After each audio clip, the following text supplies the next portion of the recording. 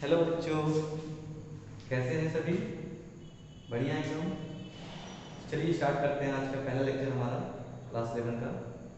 और आपको मैंने बता रखा था पहले से, आज हम लोग पढ़ने जाएंगे, उसका नाम है मैथमेटिकल टूल्स। ठीक है। देखा जाए तो ये एक्चुअली मैथ्स का पार्ट है, लेकिन हम लोग को फिजिक्स में बहुत ज़रूरत पड़ेगी आपको। जब आप फिजिक्स का कुछ भी न्यूमेरिकल सॉल्व करोगे तो काफ़ी मैथ्स का उसमें यूज होता है। ठीक है। और इसको कभी कभी हम लोग बेसिक मैथमेटिक्स के नाम से बोलते हैं। ठीक है। मैथमेटिकल टूल को मतलब हम लोग बेसिक पढ़ेंगे। सिर्फ जो भी टॉपिक मैं बात करूँगा आपके सामने वो सब क्या होगी, सिर्फ उसके बारे में बेसिक चीज जितना आपको जरूरत हो वो सब हम बता देंगे। ठीक है। तो चलिए फिर हेडिंग डालते हैं आज का। फर्स्ट तो हम लोग लिख देते हैं चैप्टर का नाम अपना। चैप्टर का नाम है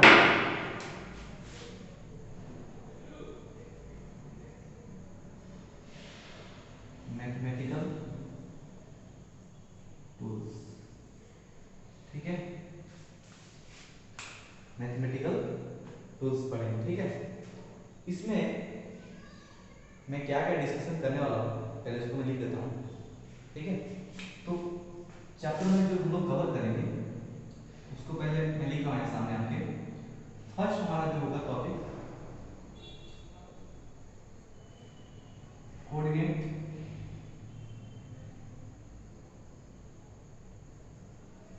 ज्योमेट्री। ठीक है। हम लोग बात करेंगे पहले किसके, कोऑर्डिनेट ज्योमेट्री के बारे में। समझ रहे हैं? क्लियर है? फिर सेकंड जो हमारा बात किया जाएगा, हम लोग जो चर्चा करेंगे वो होगा ग्राफ्स ऑफ, ग्राफ समझते हैं? ग्राफ, ग्राफ होगा graph, graph of some common function. ठीक है। कुछ फंक्शन जैसे मैं बात करूंगा फंक्शन क्या होता है, जैसे स्ट्रेट लाइन और आपका जो होता है सर्कल हो गया, और आपका पाराबोला, हाइपरबोला। ठीक है। ये सब फंक्शन होते हैं। उसके बारे में जब ये डिस्कशन करेंगे तो पहले फंक्शन के बारे में आपको बताएंगे, फिर उसका ग्राफ कैसे कैसे बनता है उस पर भी हम लोग बात किया जाएगा। ठीक है। थर्ड जो टॉपिक हमारा हम लोग यूज करेंगे, इसमें हमारा होगा बेसिक ट्रिग्नोमेट्री। ठीक है। Basic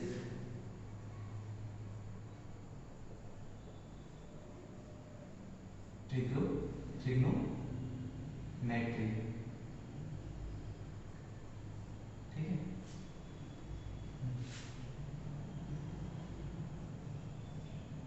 basic trigonometry. क्लियर? आगे जो और हम लोग बात किया जाएगा उसका टॉपिक होगा हमारा डिफरेंशिएशन एंड इंटीग्रेशन। ठीक है। क्या बात करेंगे हम लोग? Differentiation and differentiation and integration. ठीक है। उसके बाद फिर कुछ थोड़ा बहुत हम लोग बात कर लेंगे solution of quadratic equation. Solution of quadratic equation. उसके बाद लास्ट जो टॉपिक हमारा होगा वो होगा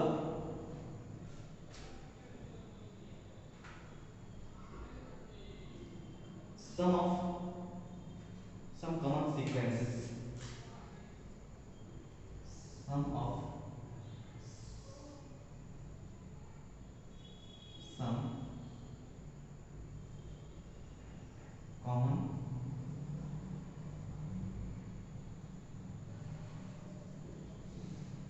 सीक्वेंसेस।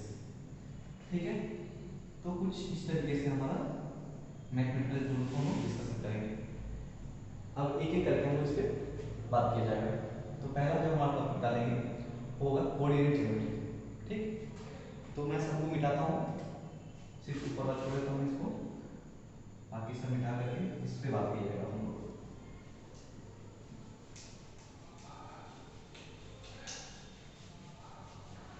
तो देखिए, आप थोड़ा बहुत जानते भी हो कोऑर्डिनेट ज्योमेट्री के बारे में, थोड़ा नॉलेज होगा भी, ठीक है। और इसमें कुछ परसेंटेज भी ऐड कर देंगे आपके नॉलेज में, ठीक है, जो कि हमारा काइनेमेटिक्स के चैप्टर पढ़ेंगे उसमें जरूरत पड़ता है ज़्यादातर। तो कोऑर्डिनेट ज्योमेट्री देखिए बेसिकली क्यों पढ़ते हैं, ठीक है, इसका काम क्या होता है कोऑर्डिनेट ज्योमेट्री पढ़ने का। इसमें हम लोग किसी भी पार्टिकल, ठीक है, कोई भी बॉडी हो गया, उसका पोजीशन अगर निकालना हो तो उसके लिए हम लोग कोऑर्डिनेट ज्योमेट्री का नॉलेज होना जरूरी होता है, ठीक है। बेसिकली ये क्या काम करता है, किसी भी पार्टिकल या बॉडी का पोजीशन को बताता है, ठीक है। तो पहले इसमें बात करते हैं हम लोग। अब देखा जाए तो कोऑर्डिनेट ज्योमेट्री बेसिकली दो हिस्से में बटा होता है, ठीक है। एक होता है कार्टेशियन कोऑर्डिनेट सिस्टम और दूसरा होता है पोलर कोऑर्डिनेट सिस्टम, ठीक है। तो कार्टेशियन कोऑर्डिनेट सिस्टम पहले डिस्कस करेंगे, देन इसको जो उसके साथ साथ और पोलर सिस्टम के बारे में बता दूंगा मैं, क्योंकि आपके फिजिक्स में जरूरत पड़ता है, ठीक है। तो पहले बात करते हैं कार्टेशियन कोऑर्डिनेट सिस्टम के बारे में। कोऑर्डिनेट ज्योमेट्री हम लोग को दो हिस्सों में डिवाइड होता है, एक होता है कार्टेशियन कोऑर्डिनेट सिस्टम और दूसरा होता है पोलर कोऑर्डिनेट सिस्टम, ठीक है।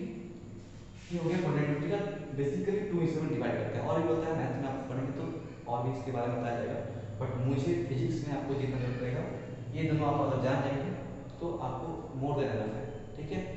तो चलते हैं, बात करते हैं फर्स्ट हम लोग कार्टेशियन कोऑर्डिनेट सिस्टम के बारे में।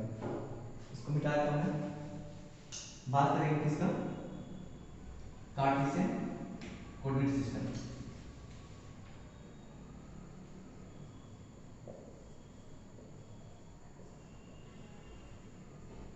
कार्टेशियन कोऑर्डिनेट सिस्टम, इसमें हम लोग तीन एक्सिस के ऊपर तीन एक्सिस को यूज करते हैं, X axis, Y axis and Z axis. कभी कभी आप सिर्फ एक्स एक्सिस यूज करते हो पोजीशन दिखाने के लिए, कभी कभी किसी बॉडी का पोजीशन दिखाने के लिए आप एक्स वाई एक्सिस का यूज करते हो, और कभी कभी आप एक्स वाई और जेड एक्सिस का भी यूज पड़ता है किसी बॉडी के पोजीशन को दिखाने के लिए, ठीक है। तो आप देखिए हमारा ऐसे कुछ होता है तीनों एक्सिस, ये एक्स एक्सिस होता है, ये वाई एक्सिस होता है और ये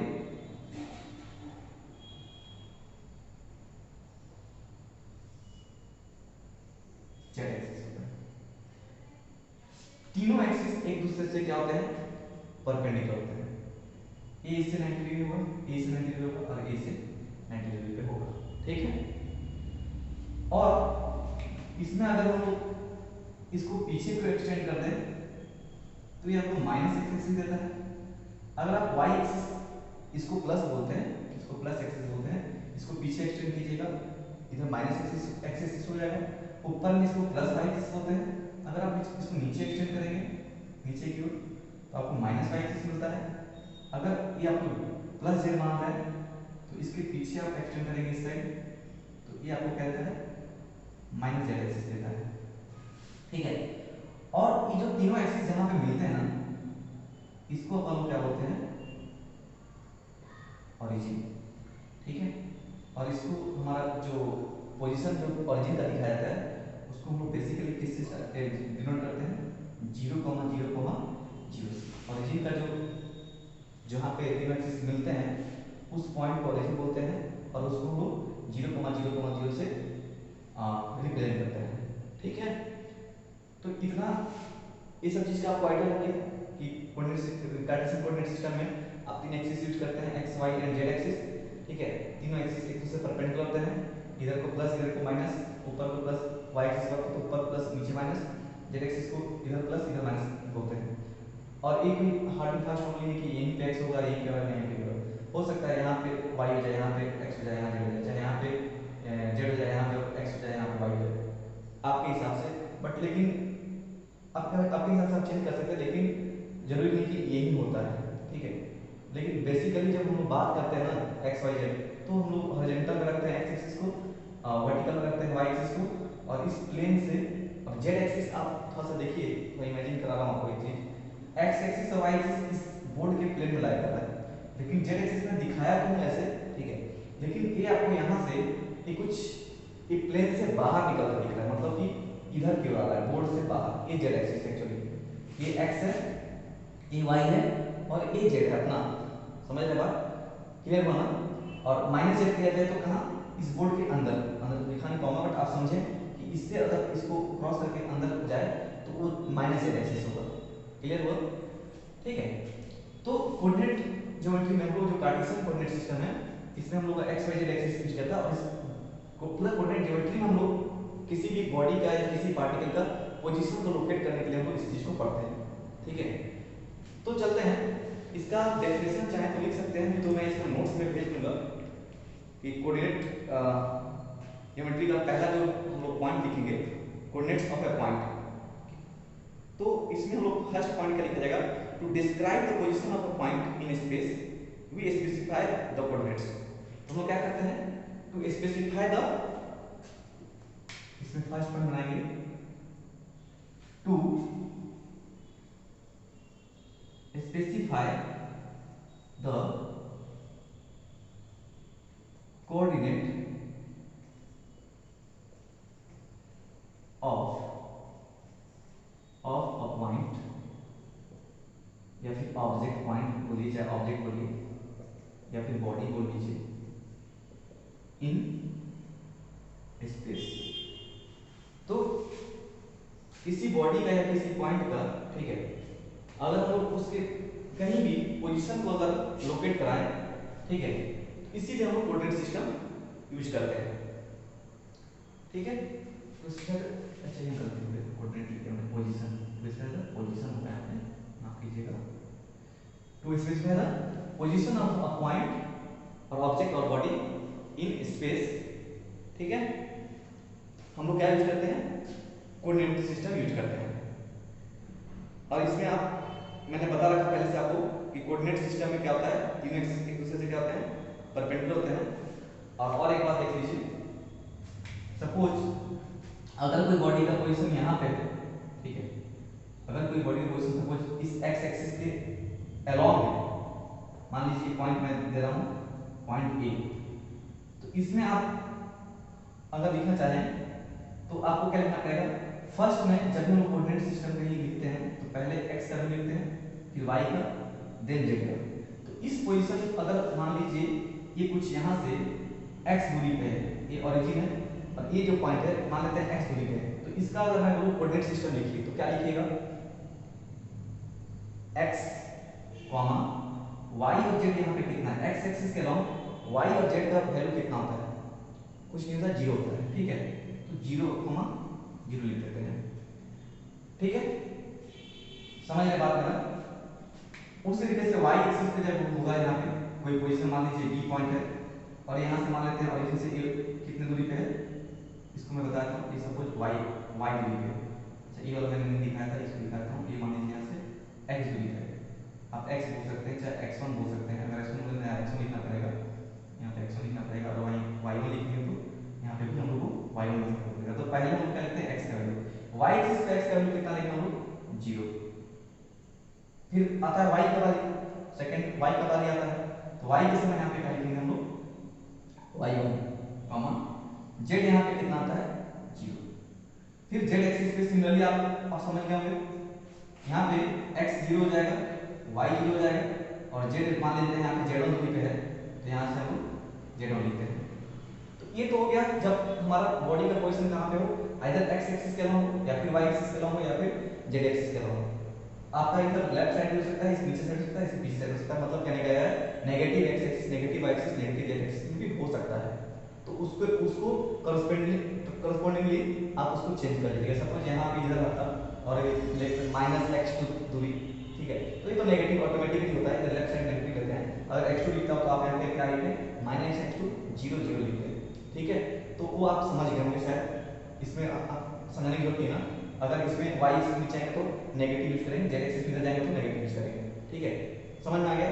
अगर हमारा बॉडी अगर किसी भी एक्सिस के अलोंग रखा गया हो तो उस समय सिर्फ उस एक्सिस का वैल्यू लिखा है, बाकी दो एक्सिस क्या जाते हैं, 0 0 हो जाते हैं। ठीक है, अब चलते हैं इसको मैं मिटाता हूँ। इस पे ऐसे कुछ सिचुएशन हम बनाते हैं। सपोज कीजिए आपका कुछ ऐसा एक्स हो गया एंड ए वाई हो गया। सिर्फ एक्स वाई रखता हूँ फिलहाल, जेड अभी नहीं ड्रॉ कर रहा हूँ। यहाँ पे मान लीजिए ओरिजिन ड्रॉ कर रहा हूँ तो जेड को ऑप्शन रखा मैंने, इसलिए 0,0 रख दिया, सिर्फ एक्स वाई बात करेंगे।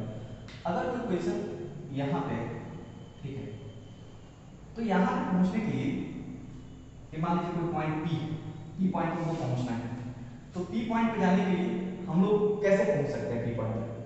इसका कोऑर्डिनेट लिखना हो तो कैसे लिखा जाएगा? तो हम लोग क्या करते हैं, इस पॉइंट से परपेंडिकुलर दूरी गिराते हैं, परपेंडिकुलर गिराते हैं मतलब एक्स एक्सिस और वाई एक्सिस पे।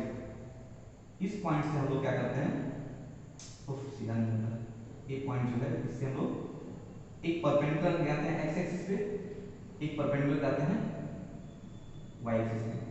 अगर हम लोग का ये और ये वैल्यू मिल जाए ना, परपेंडिकुलर दूरी मिल जाए हम लोग को पी पॉइंट से, तो हम लोग इसका कोऑर्डिनेट लिखा जा सकता है।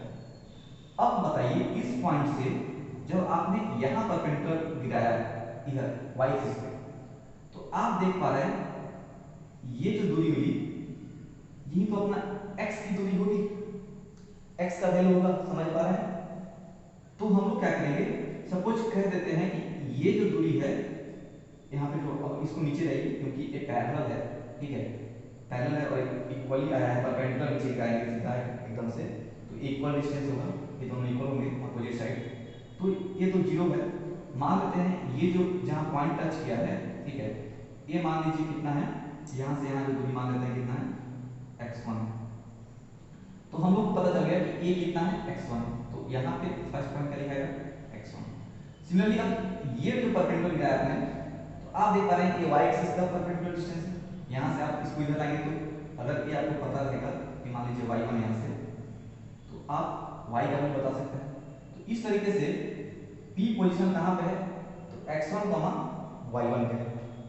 कैसे आया पता चला, जो भी पॉइंट हम लोग अगर x y एक प्लेन बन जा रहा है एक्चुअली में, ठीक है, सिर्फ x एक्सिस होता है तो लाइन बनता है, x y अगर साथ हो जाते हैं तो एक प्लेन बनाते हैं। अभी जो पॉइंट P है वो xy के प्लेन में है। जब दो कोऑर्डिनेट एक साथ मिल जाते हैं ना, अगर दो कोऑर्डिनेट को एक साथ बात करेंगे आप, तो उसको ये दोनों मिल करके एक प्लेन बनाते हैं। जैसे अभी जो ये बोर्ड है इसका ये वाला x एक्सिस है और ये वाला y एक्सिस है, तो अगर इस मार्कर को मैं रखूंगा कहीं भी तो मैं बोलूंगा कि मार्कर इस बोर्ड के प्लेन में, ठीक है, इस प्लेन में। अगर मैं यहाँ रखूंगा तो आउट ऑफ प्लेन हो गया, प्लेन से बाहर आ गया। लेकिन एक्स वाई हमारा एक पूरा प्लेन है, इसमें कुछ भी मेरा हाथ लिखा है एक्स वाई प्लेन में, ठीक है, ऐसे करके आप बता सकते हैं। तो अभी जो पी पॉइंट वो एक्स वाई प्लेन में है, और उसको बताने के लिए हम क्या करते हैं, कोई भी पॉइंट आपको पर्टिकुलर उस प्लेन में बताना हो तो आपने क्या करना है, आपने करना ये है कि उस पॉइंट से परपेंडिकुलर एक्स एक्सिस पर वाई एक्सिस पे ड्रॉ करना है, और वो दोनों डिस्टेंस अगर मेजरमेंट कर लेंगे, ठीक है, तो आप बता सकते हैं कि वो पॉइंट कहाँ पे है एग्जैक्टली।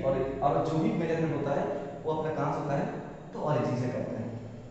समझ गए, क्लियर हो पाया? ये सब छोटा सा बात है, ये सब समझना है। बहुत लोगों को पता भी होगा, जो नहीं जानते हैं उनके लिए ये सब बता दें तो आपको रिवाइज हो जाएगा, जो जानते होंगे, जो नहीं जानते होंगे उनके लिए पता चल जाएगा उनको, ठीक है, उनके लिए एक नॉलेज चेंज हो जाएगा। तो इसमें सब पॉइंट कुछ लिखा जाता है जो कि मैं आपको आइडिया बोलिएगा तो मैं नोट्स इसका आपको भेज दूंगा, इसका इमेज फोटो उठा करके आपके ग्रुप में, ठीक है। तो फिलहाल मैं केवल इसके ये पे बात कर रहा हूँ, कंसेप्ट क्या क्या है, ठीक है, उस पर डिस्कशन किया जाएगा। हम लोग ज़्यादा इसके अंदर नहीं जाएंगे हम लोग, ठीक है, जितना मुझे जरूरत है तो बता रहा हूँ उसको बताऊंगा आपको, ठीक है, इसका टेंशन मत लीजिए आप। अब आते हैं, बात करते हैं एक्स एक्सिस वाई एक्सिस, सिर्फ एक्स एक्सिस, सिर्फ वाई एक्सिस, सिर्फ जेड एक्सिस पे अगर पॉइंट है तो मैंने बता दिया आपको। एक्स वाई के अगर कहीं प्लेन में हो तो उसको भी मैंने बता दिया। सिमिलरली एक्स वाई की जगह पे आपको शायद कभी कभी एक्स जेड भी दिख सकता है, वाई जेड भी दिख सकता है, ठीक है, जैसे एक्स वाई है वैसे एक्स जेड और एक्स वाई जेड भी दिख सकता है। तो उस हिसाब से अकॉर्डिंगली आप चेंज कर लेंगे। जैसे मैं आपको बता दूं, अगर सपोज यहाँ पे रहता, यहाँ पे रहता जेड, इसको मान लीजिए आप जेड एक्सिस मान लेते हैं। मैंने कहा था आप जरूरी नहीं इधर एक्स इधर वाई इधर जेड मान, जरूरी नहीं है। एक्स जेड ही मान सकते हैं। अगर यहाँ पे एक्स जेड होता तो फिर ये वैल्यू की जगह क्या लिखते हैं आप, यहाँ पे y तो 0 है, ठीक, y तो है ही नहीं, तो आपने क्या लिखना था x1 कॉमा ये जो वैल्यू देगा वो किसका देगा, ये यहाँ से जो दूरी है परपेंडिकुलर जो गिराए हैं यहाँ पे मिला कर, तो यहाँ से अब ये दूरी नापेंगे तो हमारा कितना है z1 है, तो अपन का लिखना है z1 लिख देना है। तो ये पोजीशन पी पॉइंट अभी इस प्लेन कौन सा है, एक xz प्लेन है, xz प्लेन के x1 z1 कॉमा पे ये पी पॉइंट अभी लाया कर रहा है, तो वहाँ पे एग्जिस्ट कर रहा है, ठीक है। और एक और पॉइंट तो कुछ इसी में फिर से वापस आते हैं वाई एक्सिस वाले पे, क्योंकि कॉमन है एक्स वाई आप बार बार सुनने को मिलेगा, ये वाई भी बना लीजिए इसको फिलहाल के लिए। एक मान लेते हैं कहीं इधर कहीं पे, इसको निकाल देता हूँ, अगर मान लीजिए कहीं इधर पे, इसको और को लंबा कर देता हूँ, ये एक्स और कहीं इधर तक वाई, ये वाई, ठीक है, ये एक्स इधर आपका पॉइंट इस बार मैं एक नया पॉइंट ले रहा हूँ सपोज क्यू, इसका कोऑर्डिनेट बताना है कि कहाँ पे है। तो क्या अभी सीखा है मैंने, आपको इस पॉइंट से क्या करना है, एक एक्स एक्सिस पे परपेंडिकुलर गिराना है, एक वाई एक्सिस पे परपेंडिकुलर गिराना है, ठीक है, समझ रहे बात का। अब इस वाले को नापेंगे तो आपको वाई का वैल्यू मिल जाएगा, इस वाले को नापेंगे तो आपको एक्स का वैल्यू मिल जाएगा। तो मान लेते हैं ये ओरिजिन से ये जो पॉइंट है जो आपने गिराया इस जगह पे, ये मान लेते हैं कितना दूरी पे है, x2 दूरी पे सपोज, और ये जो पॉइंट है जो आपने ये वाला गिराया मान लेते हैं ये ओरिजिन से ये कितना दूरी पे है,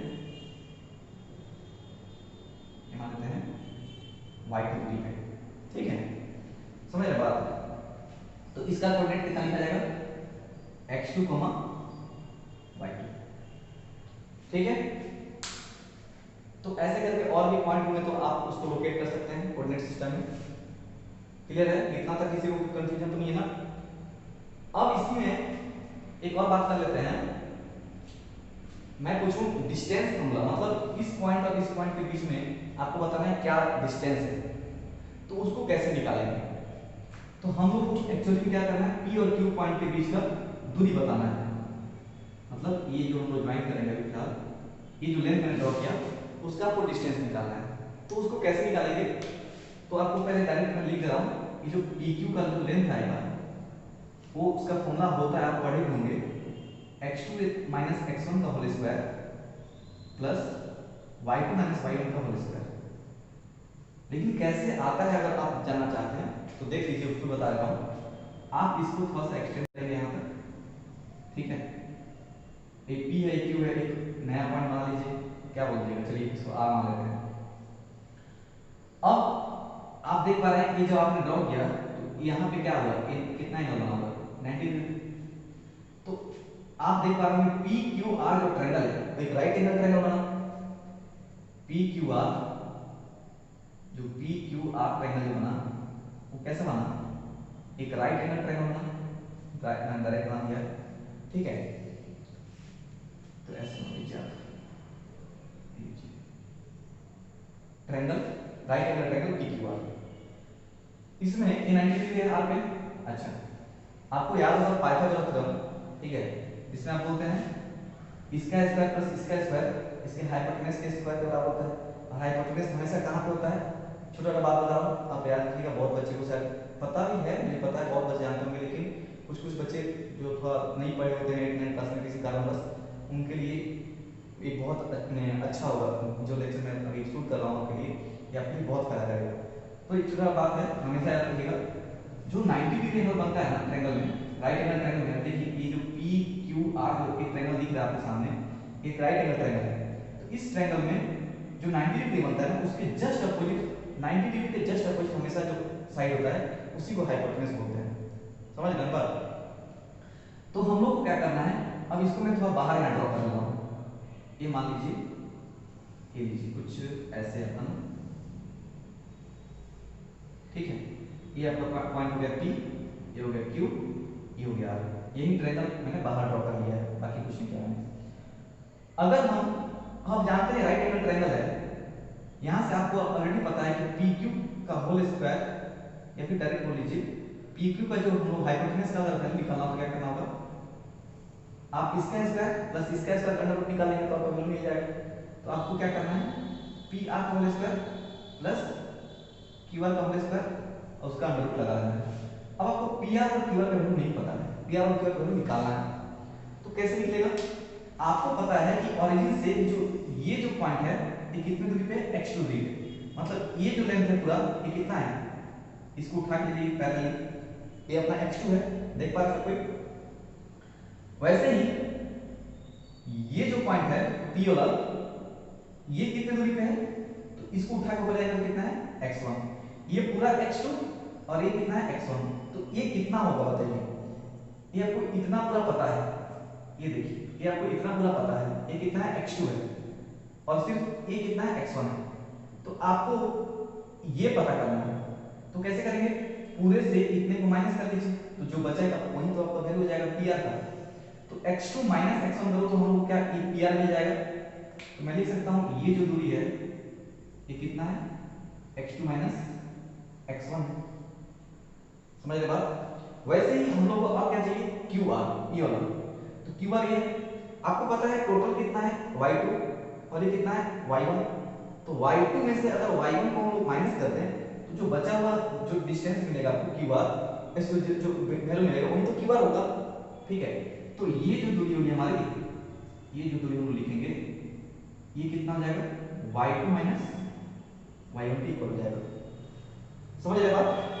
तो क्या मैं अब इस जगह पे पी आर जगह पे x2 माइनस x1 लिख सकता हूँ, हाँ बिल्कुल लिख सकता हूँ। क्या मैं क्यू आर जगह पे y2 माइनस y लिख सकता हूँ, बिल्कुल लिख सकता हूँ, आप समझ भी गए होंगे, है ना। तो अब इस चीज को यहाँ पे पुट कर लीजिए, तो आपका यहाँ से पी क्यू का वैल्यू जो फॉर्मूला ऊपर निकाल कर तो मैंने बताया था वो आपका देखिए मैथमेटिकली प्रूफ हो गया। पी आर जगह पे पुट करेंगे कितना, पी आर कितना है x2 माइनस x1 का whole square plus Q R कितना है y2 माइनस y1 का होल स्क्वायर, ठीक है, समझ गए सब। इसी बोलते हैं डिस्टेंस फॉर्मूला। और साथ साथ में एक और चीज मैं बोल दूं, अगर z एक्सिस भी यहाँ पे हो रहा होता, ठीक है, x y और z भी अगर यहाँ पे प्रेजेंट होता, ठीक है, तब डिस्टेंस फॉर्मूला का फॉर्मूला क्या होता है। तो मान लीजिए किसी तरीके से आप मान लीजिए कोई z एक्सिस है तो वहां पे क्या हो जाएगा, अभी मैं उसको बोलिएगा तो उसको भी बात कर लेंगे, मैं आपसे पहले पूछ लूंगा, आपको यदि जरूरत होगी तो इस पे भी डिस्कशन कर लेंगे हम लोग, ठीक है। हर चीज का आपको फिल देंगे, टेंशन मत लीजिए, हर एक चीज छोटा चीज को बताएंगे, बिल्कुल एकदम बेसिक से स्टार्ट करेंगे, बेसिक एक एक चीज को क्लियर करेंगे, क्योंकि बेसिक मजबूत हो जाएगा तब जाकर के आप आगे एग्जिस्ट कर पाओगे, नहीं तो बाद में बहुत दिक्कत होता है। जिसका बेसिक अगर थोड़ा सा वीक हो गया ना, आपको हर किसी को पता है ये बात, आपको बहुत बार सुनी होगी कि जब भी कुछ बड़ा कुछ स्ट्रक्चर खड़ा करना होता है तो बेस को मजबूत करते हैं। तो सेम हम लोग अगर फिजिक्स को ऊपर ऊंचाई तक ले जाना है ना तो हमको बेस मजबूत करना पड़ेगा, और बेस मैथ है, ठीक है, आप मानो चाहे ना माने। अगर मैथ आपका अगर बेसिक मैथ्स आपका तगड़ा है ना तो आपको फिजिक्स बहुत आसान लगेगा, ठीक है। अगर इधर आप फंस गए ना तो आने वाले समय में आपको बहुत प्रॉब्लम हो सकती है, इसीलिए हम इतना कर रहे हैं, ठीक है। नहीं तो चाहते तो हम आपका फर्स्ट चैप्टर फिजिकल वर्ल्ड से स्टार्ट कर सकते थे, ठीक है। तो यहाँ पे इसका फॉर्मूला हो जाता है, इसको भी बोलिएगा तो मैं बताऊंगा, ठीक है, कि कैसे आता है ये फॉर्मूला। क्या हो जाता है फॉर्मूला, डायरेक्ट लिख रहा हूं x2 - x1 का whole square plus y2 - y1 का whole square plus z2 - z1 का होल स्क्वायर का अंडर रूट। ये फॉर्मूला होता है कब, जब तो कोऑर्डिनेट किसमें दिया हो, सपोज कोऑर्डिनेट दिया हो x1, y1, z1, ये कोई पॉइंट p हो और एक पॉइंट कोई q हो जहां पे x2, y2, z2 दिया हो और ये दूरी पूछा जाए आपसे, तो उसके लिए ये दूरी के लिए फॉर्मूला ये हो गया, ठीक है, अंडर रूट x1 - x1 का whole square plus y2 - y1 का whole square plus z2 - z1 का होल स्क्वायर, ठीक है। आगे बढ़े, इसको मिटा दे सबको, चलिए इसको मिटाते हैं और आगे बढ़ते हैं। तो आपको कोऑर्डिनेट सिस्टम में जितना मैंने अभी तक समझाया सब कुछ क्लियर हो गया। अब थोड़ा प्लेन का आइडिया देते हैं, आपको प्लेन बताया भी लेकिन फिर से मैं एक चीज बताना चाहता हूँ। प्लेन के लिए आप समझिए आपका रूम जहां आप बैठ कर देख रहे थे लेक्चर, उसमें इसको मैं थोड़ा सा दिखाना चाहूंगा प्रैक्टिकली, इसको मैं थोड़ा बंद करता हूँ और कैमरा को मैं मूव कराता हूँ ताकि आपको प्रैक्टिकली दिखा सकूं कि प्लेन क्या होता है। थोड़ा सा इसको डाउन करना पड़ेगा मुझे। चलिए अब आप लोग देख पा रहे होंगे शायद एक्स वाई जेड। अब तीन प्लेन की बात करेंगे हम।